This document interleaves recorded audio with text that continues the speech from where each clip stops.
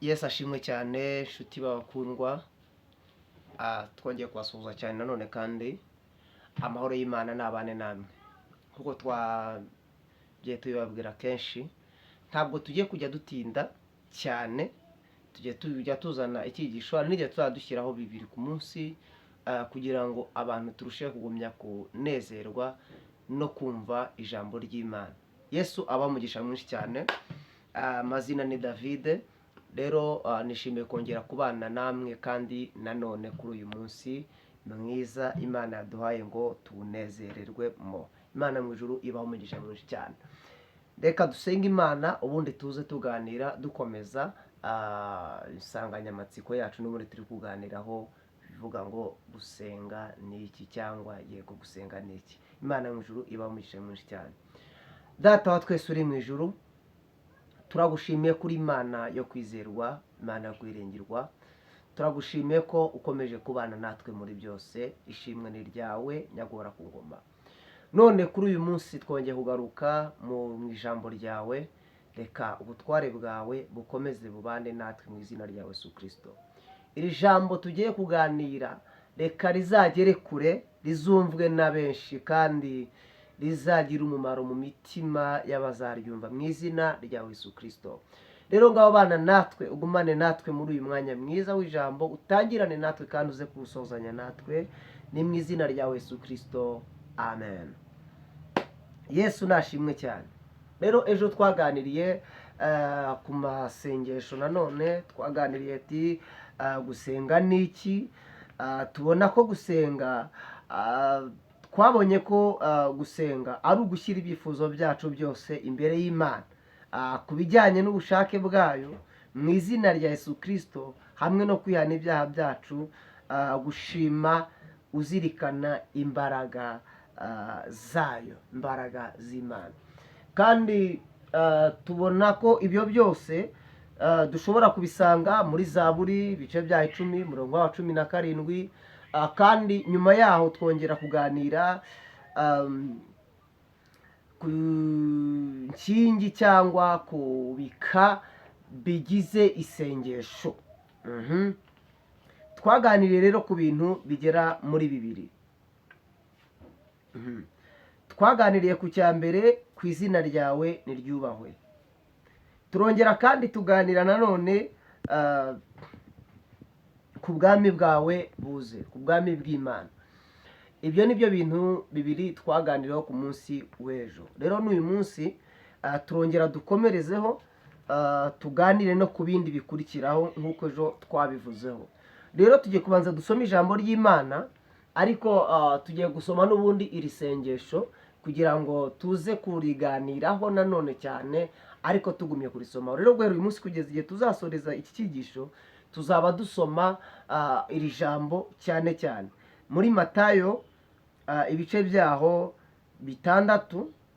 Reka duhere ku murongo wa 9 tugeze ku murongo wa 13. Haravuga ngo nuko musenge mutya muti: Data wa twese uri mu ijuru, izina ryawe ryubahwe, ubwami bwawe buze, ibyo ushaka bibeho mu isi nk'uko biba mu ijuru. Uduhe none ibyo kurya byacu by'uyu munsi. Uduharire imyenda yacu nk'uko natwe twahariye abarimo imyenda yacu.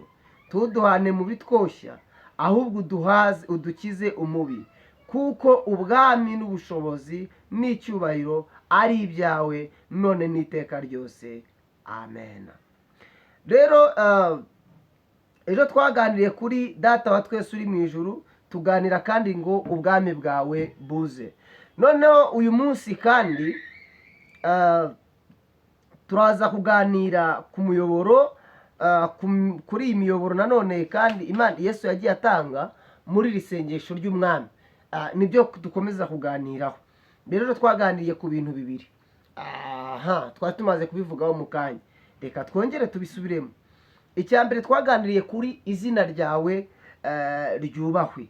Twabonye ko tubisenga kugira ngo Imana ishoboze twebwe n'abandi kuyihesha icyubahiro gikwiriye aho yimenyekanishije ubwayo. Ibindi byose ibitanga ku bw'icyubahiro cyayo. Icya kabiri tuganira kuri ku ubwami bwawe buze, tuba dusenyera satani ngo ubwami bwe butsindwe, maze ubwami bw'ubuntu bw'Imana buganze. Dukeneye ubwami bw'Imana bari bwo buganze. Rero iyo tuvuze ngo ubwami bw'Imana buze, ni ukuvuga ngo hari ubundi bwami buba busanzwe buhari, ni ukuvuga ngo haba hari ubundi bwami buba busanzwe buriho, ariko tuba dusenya ubwami bwa satani, duhamagara ubwami bw'Imana aba ari bwo buganza. Imana yo mu ijuru ishimwe cyane. None uyu munsi rero turaza kuganira ku nkingi ya gatatu, dukurikijeho ku nshuro ya gatatu iyo dusenga isengesho ry'umwami. Iyo nkingi ya gatatu niyo tugiye kuganiraho noneho kuri uyu munsi. Iravuga ngo ibyo ushaka bibeho mu isi nk'uko bibaho mu ijuru. Yego, iyo niyo tugiye kuganiraho. Ibyo ushaka bibeho mu isi nk'uko bibaho mu ijuru. Iyo tuvuze gutya biba bishatse gusobanura iki? Tuba dusaba Imana kubw'ubuntu bwayo idushoboze.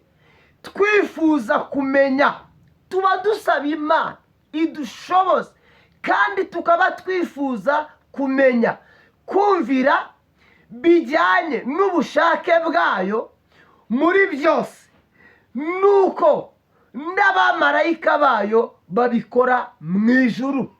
Icyo nicyo bishatse gusobanura iyo turimo turavuga ngo ibyo ushaka bibeho mu isi nk'uko biba mu ijuru. Turagisubiramo. Tuba dusaba Imana kubw'ubuntu bwayo. Tuba turi icya mbere, tuba dusaba Imana kubw'ubuntu bwayo. Icya kabiri, tuyisaba ngo idushoboze. Tuyisaba idushoboze kuko ntabwo wowe wishoboje, ntabwo wakwishoboza, ntacyo wakwishoboza na gitoya. Ibyo ukora byose hari umufasha, hari ubigufasha, hari ubigushoboza, hari ukuneshereza. Dufite umugabo ukomeye ari we Yesu Kristo. Uwo niwe tuba dusaba ngo adushoboze, atwambike imbaraga mu izina rya Yesu Kristo. Kandi tuba twifuza kumenya. Hari igihe uba wibwira ngo hari ibyo uzi, ariko burya Kristo niwe utubashisha kumenya no gusobanukirwa. Pawulo yavuze ngo iki? Yaravuze ngo byose njya mbibashishwa na Yesu Kristo, ngo kuko ari we imbaraga. Aho ngaho ni ishurirwa rikomeye cyane uba umaze kwakira, ukamenya ko Yesu Kristo ari we ushoboye, ari we munyembaraga, ari we ntwari, ari we ubasha byose, ari we uzi byose. Ukamusaba ati noneho Kristo nashoboze, nampe kumenya byose mu izina rya Yesu Kristo. Kandi ibyo byose ukabivuga uri muri iki gice cyo gusenga.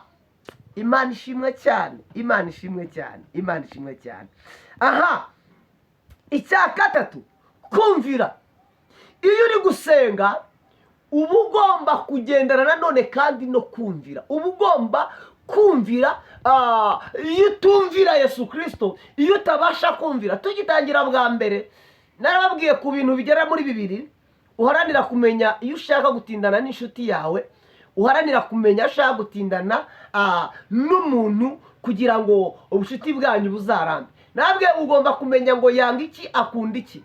Ibyo bikaguhesha gutindana nawe no kubana nawe. Icyo gihe Kristo akunda abantu bumvira.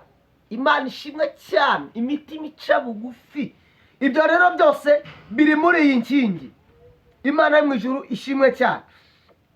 Kandi ibijyanye n'ubushake bw'Imana, ukamenya kumvira ibintu bigendanye n'iki, n'ubushake bw'Imana. Ubushake bw'Imana burarura, ubushake bw'Imana bukunda kudusharirira, kubera ko ibyo dushaka si byo Imana ishaka kuri twebwe. Ntabwo Imana ikora twebwe ibyo dushaka, nta nubwo Imana igiye kuduhereza, nta nubwo iduha ibyo dushaka, ahubwo Imana iduha ibyo dukeneye. Kubera iki? Akenshi ibyo ushaka hari igihe biba birimo ikikwica. Akenshi ibyo ushaka hari igihe biba birimo ibishuko by'umwanzi. Akenshi ibyo ushaka hari igihe biba birimo umutego wa Satani.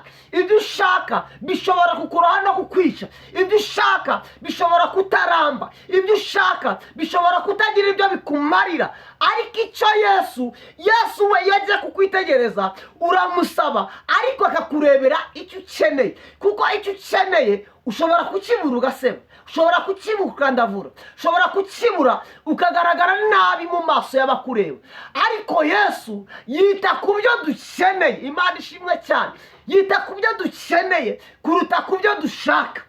Imana ishimwe, Imana ishimwe, Imana ishimwe. Rero Yesu Kristo uyu munsi yita ku byo ukeneye kuruta ibyo ushaka. Ntabwo Yesu yita ku twebwe iyo dushaka dukenera ibigendanye n'irari ry'ibyo dushaka. Yego, ibyo ushaka rero hari igihe biba bidafitiye Imana inyungu, ariko icyo ukeneye uko byagenda kose biba bifitiye Imana inyungu. Rero kwemerera ubushake bw'Imana bukaba kuri wowe ni ikintu gikomeye cyane cyane cyane cyane cyane. Niyo mpamvu muri aya masengesho tugomba kumenya no gusobanukirwa. Hano tugarutseho hejuru gatoya ku murongo waho wa 5 haravuga ngo nimusenga ntimugasenge nk'indyarya, kuko bakunda gusenga bahagaze mu masinagogi no mu nzira ngo abantu babarebe. Ndababwira ukuri yuko bamaze kugororerwa ingororano za. Noneho reka dusome umurongo wa 7 haravuze ngo namwe nimusenga ntimukavuge amagambo muyasubiramo hato na hato, nk'uko abapagani bagira bibwira ko kuvuga amagambo menshi ari byo bituma bumvirwa. Ntabwo kuvuga amagambo menshi cyane ari byo bintu bituma bumvirwa. Niyo mpamvu Yesu yashyizeho uyu murongo, kandi murumva buri jambo rifite igisobanuro kigari cyane kirekire. Iyo uvuze amagambo makeya, iyo uvuze muri aya magambo Yesu yatanze, muri iyi mirongo Yesu yatanze, muri uyu murongo mwiza Yesu yaduhaye wo gusengeramo, Yesu yumva ibyo byose. Rero iyo uvuze iri jambo ukavuga ngo ubwami bwawe nibuze, Yesu we yumva ibindi, we yumva ibyo byose tumaze kuvuga. None iyo tuvuze ngo ngibyo ushaka bibaho mu isi nk'uko biba mu ijuru, aya magambo yose turimo turasobanura n'uyu murongo Yesu ibi byose arabyumva. Aba yumva ibyo ukeneye, aba yumva ibyo ukeneye byose, aba yumva ibifitiye umumaro ku buzima bwawe, aba yumva ibyo byose utiriwe ubirondora, utiriwe uvuga amagambo menshi. Kuvuga amagambo menshi cyane ntabwo ari cyo gisobanuro cyo kumvirwa, ntabwo ari cyo gisobanuro cyo kumvirwa. Yego, gusenga ni byiza, gusenga ni byiza cyane. Hari abantu basenga amasengesho, buriya buri sengesho ryose dusenga riba rifite igisobanuro cyabyo. Yewe, rero iyo dusenze aya masengesho dufite igisobanuro cyayo, twumva neza aya masengesho turi gusenga icyari cyo, biradufasha cyane, bikadutsindishiriza umwanzi ndetse n'ibindi byose Satani yashaka kutugabaho. Imana ishimwe cyane. Rero icyanyuma kiravuga ngo nk'uko n'abamarayika bayo babikora mu ijuru. Imana yo mu ijuru ishimwe cyane. Rero ibi byose ubikeneye ushobora ushaka kugira imirongo imwe n'imwe bisangaho, ngenda ndanga imirongo. Ushobora kubisanga muri Zaburi ya 19 umurongo wa 14 ndetse n'ijana na 19 umurongo wa 1, kandi ukabisanga nanone mu Baheburayo igice cya 1 umurongo wa 14. Imana yo mu ijuru ishimwe cyane, kandi Imana yo mu ijuru ibaho umugisha mwinshi cyane. Rero kuri uyu munsi tuganiriye kuri iyo nkingi, ejo tuzagaruka nanone kandi tuganira ku yindi nkingi ivuga ngo niki dusaba ku nshuro yaho ya 4. Turaza kureba ku nshuro ya 4 icyo dusaba icyari cyo, turebe ubusobanuro bwacyo. Imana yo mu ijuru ibaho umugisha mwinshi cyane. Amahoro y'Imana nakomeza ganze mu mitima yanyu. Amen.